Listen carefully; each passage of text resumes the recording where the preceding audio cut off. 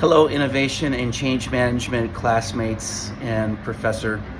I'm shooting this from Rwanda, and I'm currently here doing some leadership development.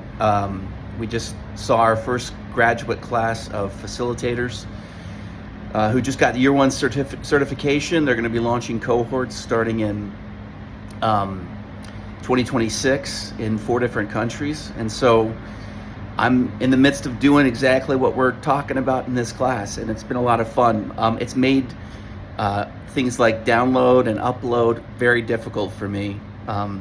So I was unfortunately unable to join the class in person when you met, but I wanted to upload this video for you and talk about the main things I took away.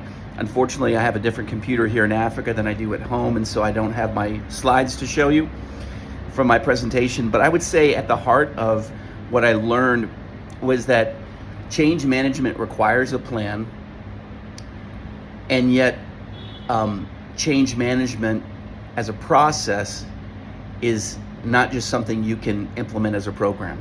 In other words, I think relationships are at the very heart of change management, and I think as a consultant, building a genuine relationship that's responsive and that helps move leadership forward is key.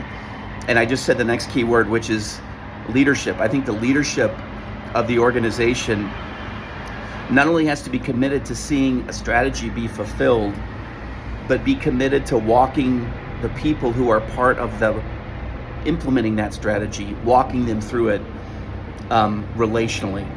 So we can't just set benchmarks, give them to people and expect them to meet those benchmarks. We have to walk with the teams, whether that's from a consultant to the leadership standpoint or leadership to those who are actually implementing the change.